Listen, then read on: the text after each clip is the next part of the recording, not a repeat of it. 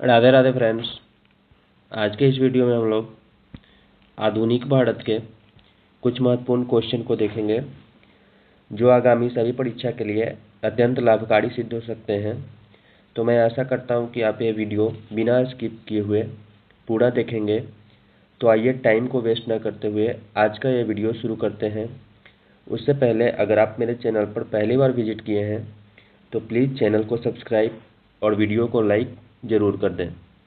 तो चलिए आज का ये वीडियो शुरू करते हैं। तो ये रहा हम लोगों का फर्स्ट क्वेश्चन। इसमें बोल रहा है ब्राह्मणों के आधिपत्य के विरुद्ध निम्न जातियों के हित के लिए किया गया सर्वप्रथम आंदोलन कौन सा था, ये बताना है। तो इस क्वेश्चन का आंसर हो जाएगा आपका option number B, Satyashodhak Samaj. आगे देख लेते हैं इसके डिस्क्रिप्शन में क्या लिखा हुआ है। आर्य समाज एक हिंदू सुधार आंदोलन है जिसकी स्थापना दयानंद सरस्वती द्वारा 1875 ईस्वी में बम्बई में की गई थी। यानी आर्य समाज की स्थापना दयानंद सरस्वती ने किया था। और कब किए थे? तो 1875 ईस्वी में। ये भी याद रखना है इस पॉइंट को। आगे लिखा हुआ है इन्होंने छुआछूत व जातिगत भेदभाव का विरोध किया तथा स्त्रियों व शूद्र को भी यज्ञोपवीत धारण करने व वेद पढ़ने का अधिकार दिया था। वो कौन थे? तो दयानंद सरस्वती। नेक्स्ट बढ़ते हैं अगला क्वेश्चन पे। नेक्स्ट क्वेश्चन है हम लोगों का, गांधी जी ने अपना प्रथम असहयोग आंदोलन निलंबित किया था, क्यों किया था, ये बताना है। तो इस क्वेश्चन का आंसर है आपका ऑप्शन नंबर ए, यह एकाएक हिंसात्मक हो चुका था जिसकी वजह से गांधी जी ने अपना असहयोग आंदोलन वापस ले लिए थे। इसके डिस्क्रिप्शन में लिखा हुआ है 5 फरवरी 1922 ईस्वी को गोरखपुर जिले के चौड़ी चौड़ा नामक स्थान पर पुलिस ने जबरन एक जुलूस को रोकना चाहा। इसके फलस्वरूप जनता ने क्रोध में आकर थाने में आग लगा दी थी, जिसमें एक थानेदार एवं 21 सिपाहियों की मृत्यु हो गई। इस घटना से गांधी जी स्तब्ध रह गए। आंदोलन हिंसक हो जाने से असहयोग आंदोलन को स्थगित कर दिया गया था। इस तरह से इस क्वेश्चन का आंसर हो जाएगा आपका ऑप्शन नंबर ए, यह एकाएक हिंसात्मक हो चुका था जिसकी वजह से गांधी जी ने अपना असहयोग आंदोलन निलंबित कर दिया था। बढ़ते हैं नेक्स्ट क्वेश्चन पे। नेक्स्ट क्वेश्चन है हम लोगों का, इनकलाब जिंदाबाद का नारा किसने दिया? तो इनकलाब जिंदाबाद का नारा जो देने वाले थे वो थे ऑप्शन नंबर 3 में लिखा हुआ है भगत सिंह। इनकलाब जिंदाबाद एक उर्दू नारा है जिसका अर्थ है क्रांति की जय हो। इसकी रचना प्रसिद्ध कवि मोहम्मद इकबाल ने की थी। यानी इनकलाब जिंदाबाद की रचना किसने की थी? तो ये याद रखना है, मोहम्मद इकबाल ने की थी। किंतु पहली बार इस नारे के रूप में प्रयोग इसको भगत सिंह ने किया था। नेक्स्ट है हम लोगों का, स्वतंत्र भारत के प्रथम शिक्षा मंत्री कौन थे? तो स्वतंत्र भारत के जो शिक्षा मंत्री थे वे थे ऑप्शन नंबर बी में अबुल कलाम आज़ाद। इनके बारे में लिखा हुआ है मौलाना अबुल कलाम आज़ाद एक प्रसिद्ध भारतीय मुस्लिम विद्वान थे। आज़ादी के बाद अबुल कलाम आज़ाद भारत के सांसद चुने गए और भारत के पहले शिक्षा मंत्री बने थे। नेक्स्ट क्वेश्चन है हम लोगों का, व्यापार के लिए भारत आने वाले प्रथम यूरोपीय कौन थे, ये बताना है। तो इस क्वेश्चन का आंसर हो जाएगा आपका ऑप्शन नंबर बी, पुर्तगाली। ऑप्शन नंबर बी, पुर्तगाली। इसका डिस्क्रिप्शन देख लेते हैं। तो इसके डिस्क्रिप्शन में लिखा हुआ है भारत के साथ व्यापार करने वाले प्रथम भारतीय यूरोपीय पुर्तगाली थे जो सर्वप्रथम 17 मई 1498 ईस्वी को Vasco da Gama Cape of Good Hope होते हुए कालीकट के बंदरगाह पर पहुंचा था। सबसे पहले आने वाला कौन था? वास्को डी गामा था। ये कब आया था? 17 मई 1498 ईस्वी को। कहाँ आया था? तो कालीकट के बंदरगाह पर पहुंचा था, जहां पर उसका स्वागत किया गया था कालीकट के राजा जमेरीन के द्वारा। तो ये सब पॉइंट इंपॉर्टेंट होता है, ये सब पॉइंट को याद रखना है। बढ़ते हैं नेक्स्ट क्वेश्चन पे। तो नेक्स्ट क्वेश्चन हम लोगों का, भारत को किला के नाम से कौन प्रसिद्ध है, ये बताना है। तो भारत कोकिला के नाम से प्रसिद्ध है option number C, Sarojini Naidu. Sarojini Naidu के बारे में लिखा हुआ है, सरोजिनी नायडू का जन्म भारत के हैदराबाद नगर में सन 1879 ईस्वी में हुआ था। भारत की स्वतंत्रता प्राप्ति के बाद वे उत्तर प्रदेश की पहली राज्यपाल बनी थी। यानी भारत जब आज़ाद हो गया था तो उत्तर प्रदेश की पहली राज्यपाल कौन बनी थी? सरोजिनी नायडू। सरोजिनी नायडू को भारत की कोकिला कहा जाता है। तो इस तरह से ये भारत कोकिला का आंसर हो जाएगा आपका option number C, Sarojini Naidu. Next पे आते हैं। नेक्स्ट क्वेश्चन है हम लोगों का, कानपुर में 1857 की क्रांति का नेता कौन था? 1857 का जो विद्रोह हुआ था उस समय कानपुर के नेता कौन थे ये बताना है। कानपुर के नेता कौन थे ये बताना है। तो इस क्वेश्चन का आंसर हो जाएगा आपका option number A, Nana Saheb. अब नाना साहेब के बारे में लिखा हुआ है, नाना साहेब 1824 ईस्वी में इनका जन्म हुआ था। 1857 के बाद ये गायब हो गए, कहाँ गए नहीं पता। 1857 को भारतीय स्वतंत्रता के प्रथम संग्राम के शिल्पकार थे वो। उनका मूल नाम धोंडू पंत था। स्वतंत्रता संग्राम में नाना साहब ने कानपुर में अंग्रेजों के विरुद्ध विद्रोहियों का नेतृत्व किया था। यानी कानपुर में अंग्रेज का विद्रोह करने वाले कौन थे? तो नाना साहब थे। बढ़ते हैं नेक्स्ट क्वेश्चन पे। नेक्स्ट क्वेश्चन है हम लोगों का, स्वतंत्रता की पहली लड़ाई कब लड़ी गई थी, कहाँ लड़ी गई थी ये बताना है। पहली लड़ाई लड़ी गई थी 1857 ईस्वी में। ये कहाँ से स्टार्ट हुई थी उसके बारे में बताना है। तो इस क्वेश्चन का आंसर हो जाएगा आपका ऑप्शन नंबर डी, मेरठ में। इसके बारे में लिखा हुआ है, स्वतंत्रता की पहली लड़ाई 1857 ईस्वी में लड़ी गई। इसे 1857 की क्रांति भी कहा जाता है। इस विद्रोह का आरंभ 29 मार्च 1857 को बैरकपुर की छावनी में मंगल पांडे के विद्रोह के रूप में हुआ था। इस पर मंगल पांडे को फांसी की सजा दी गई। कुछ समय बाद 10 मई 1857 को पुनः यह विद्रोह मेरठ में भड़का और आग की तरह पूरे भारत में फैल गया था। तो ये था हम लोगों का क्वेश्चन नंबर 8। नेक्स्ट क्वेश्चन पे आते हैं। नेक्स्ट क्वेश्चन है, भारतीय राष्ट्रीय कांग्रेस का लाहौर अधिवेशन कब हुआ था? तो इस क्वेश्चन का आंसर हो जाएगा आपका ऑप्शन नंबर बी, 1929 ईस्वी में। इसके बारे में लिखा हुआ है, भारतीय राष्ट्रीय कांग्रेस का लाहौर अधिवेशन 1929 ईस्वी में पंडित जवाहरलाल नेहरू की अध्यक्षता में संपन्न हुआ था। इस अधिवेशन में कांग्रेस ने पूर्ण स्वराज को अपना लक्ष्य घोषित किया तथा रावी नदी के तट पर तिरंगा फहराया गया। पूर्ण स्वराज का अपना लक्ष्य घोषित किया गया था इसी अधिवेशन में, लाहौर अधिवेशन में, जो 1929 ईस्वी में हुआ था।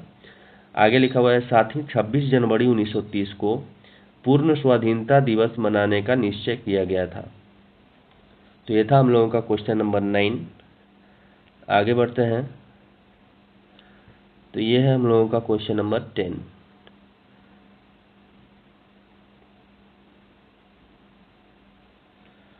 क्वेश्चन नंबर 10 है, भारत के साथ व्यापार करने वाले प्रथम यूरोपीय कौन थे?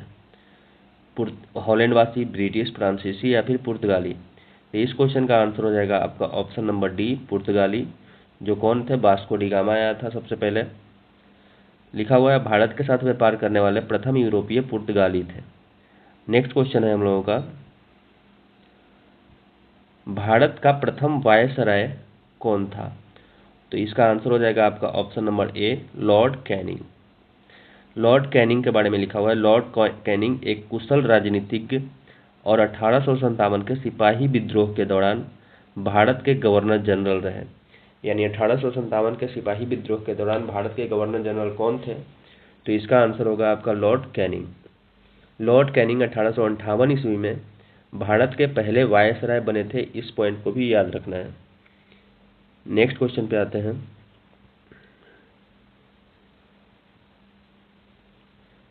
नेक्स्ट क्वेश्चन है हम लोगों का क्वेश्चन नंबर 12। इसमें बोल रहा है, नेहरू राष्ट्रभक्त है जबकि जिन्ना राजनीतिज्ञ है। यह कथन किसका था ये बताना है। तो यह कथन था आपका ऑप्शन नंबर डी, मौलाना आज़ाद। मौलाना अबुल कलाम आज़ाद ने यह बात बोली थी कि नेहरू राष्ट्रभक्त है जबकि जिन्ना एक राजनीतिज्ञ है। आगे लिखा हुआ है, अबुल कलाम आज़ाद सर्वप्रथम 1923 ईस्वी में कांग्रेस के दिल्ली के विशेष अधिवेशन में 35 वर्ष की आयु में अध्यक्ष चुने गए थे। उन्होंने ही कहा था कि नेहरू एक राष्ट्रभक्त है जबकि जिन्ना एक राजनीतिज्ञ है। नेक्स्ट हम लोगों का क्वेश्चन नंबर 13 है, महात्मा गांधी के राम राज्य के युगल सिद्धांत कौन से थे? तो राम राज्य के युगल सिद्धांत जो महात्मा गांधी के थे वो थे सत्य एवं अहिंसा। ऑप्शन नंबर डी इसका करेक्ट आंसर होगा। इसका मतलब होता है हिंसा न करना। नेक्स्ट क्वेश्चन हम लोगों का है, निम्नलिखित में से कौन स्वराज दल से संबंधित नहीं था, ये बताना है। तो इस क्वेश्चन का आंसर हो जाएगा आपका ऑप्शन नंबर सी राजगोपालाचारी। ये जो थे स्वराज दल से संबंधित नहीं थे। अब इनके बारे में लिखा हुआ है, चक्रवर्ती राजगोपालाचारी का संबंध स्वराज दल से नहीं था। स्वराज पार्टी का गठन मार्च 1923 ईस्वी में किया गया था। वास्तव में असहयोग आंदोलन की समाप्ति के बाद कांग्रेस में परिवर्तनवादी और परिवर्तन विरोधी जैसी दो विचारधाराएं सामने आ गई थी, जिसके फलस्वरूप मोतीलाल नेहरू और चित्तरंजन दास ने इलाहाबाद में कांग्रेस खिलाफत स्वराज पार्टी की नींव रखी थी। आगे चलकर नवंबर 1923 में हुए चुनावों में स्वराज पार्टी ने सेंट्रल असेंबली की 101 निर्वाचित सीटों में से 42 सीटें जीती थी। तो इस तरह से हम लोगों का क्वेश्चन नंबर 14 हुआ। बढ़ते हैं आगे क्वेश्चन नंबर 15 पे। तो क्वेश्चन नंबर 15 है, बहिष्कृत भारत पत्रिका से संबंधित कौन थे, ये बताना है। तो इस क्वेश्चन का आंसर हो जाएगा आपका option number D B.R. Ambedkar. इनके बारे में लिखा हुआ है, 1927 ईस्वी में डॉक्टर अम्बेडकर ने छुआछूत के खिलाफ एक व्यापक आंदोलन शुरू करने का फैसला किया। बहिष्कार भारत पत्रिका B.R. अम्बेडकर से संबंधित है। यानी ये बहिष्कार भारत पत्रिका जो था ये इसको लिखने वाले कौन थे? B.R. अम्बेडकर। तो इस तरह से हम लोगों का ये क्वेश्चन नंबर 15 हुआ। बढ़ते हैं आगे क्वेश्चन नंबर 16 पे।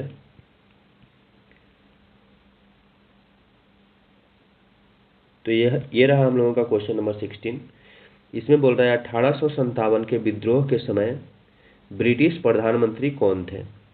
यानी जब भारत में 1857 का विद्रोह हो रहा था तो उस समय इंग्लैंड के प्रधानमंत्री कौन थे, ये बताना है। तो उस समय इंग्लैंड के प्रधानमंत्री थे ऑप्शन नंबर बी पाम अस्टर्न। 1857 के महान विद्रोह के समय ब्रिटिश प्रधानमंत्री पाम अस्टर्न थे तथा भारत में अंग्रेजों का प्रतिनिधित्व करने वाला लॉर्ड कैनिंग था। भारत में उस समय अंग्रेजों का प्रतिनिधित्व करने वाला कौन थे? तो लॉर्ड कैनिंग। नेक्स्ट हम लोगों का क्वेश्चन नंबर 17, निम्नलिखित में से कौन उग्रपंथी नहीं थे? उग्रपंथी कौन इसमें से नहीं थे, इनके बारे में बताना है। तो बाल गंगाधर तिलक उग्रपंथी थे, मदनलाल धिंगरा भी थे, उधम सिंह भी थे। ये गोपाल कृष्ण गोखले जो थे ये उग्रपंथी दल के नहीं थे, यानी ये गरम दल के नेता नहीं थे। कांग्रेस जब दो विभाजन हुआ था, कांग्रेस का जब विभाजन हुआ था तो एक हो गया था नरम दल और एक हो गया था गरम दल।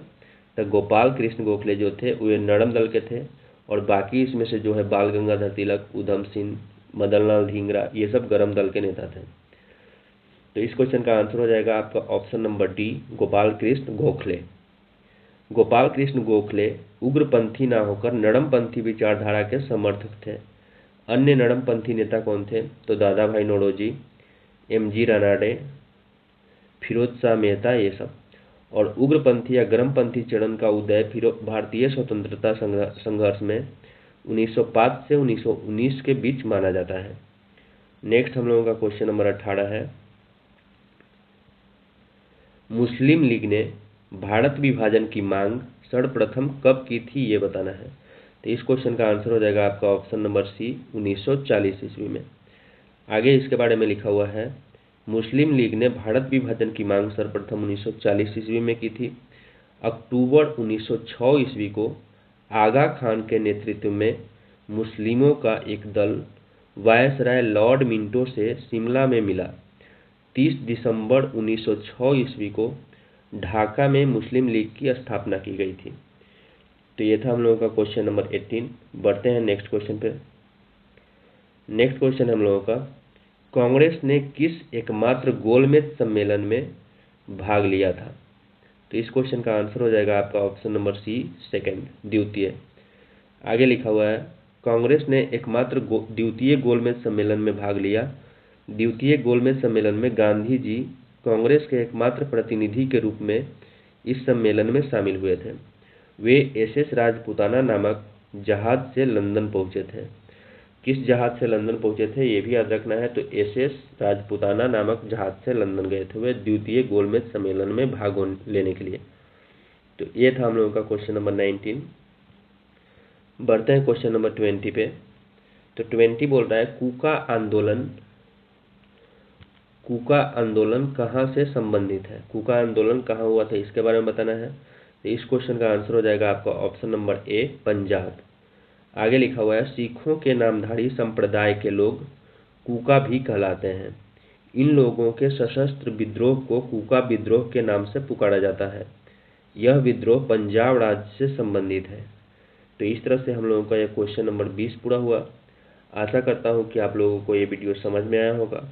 अगर समझ में आया तो प्लीज़ चैनल को सब्सक्राइब और वीडियो को लाइक ज़रूर कर दें। और जल्द ही मैं इसका पार्ट 2 लेकर आऊँगा जो क्वेश्चन नंबर 21 से स्टार्ट होगा और ये वीडियो आगे बढ़ेगा। तो ये जो एक सीरीज़ बना रहे हैं हम, तो इस सीरीज़ में बने रहने के लिए चैनल को सब्सक्राइब जरूर कर लें, ताकि जब भी मैं इसका नेक्स्ट पार्ट वीडियो अपलोड करूँ तो उसका नोटिफिकेशन आपको सबसे पहले मिल जाए। धन्यवाद। राधे राधे।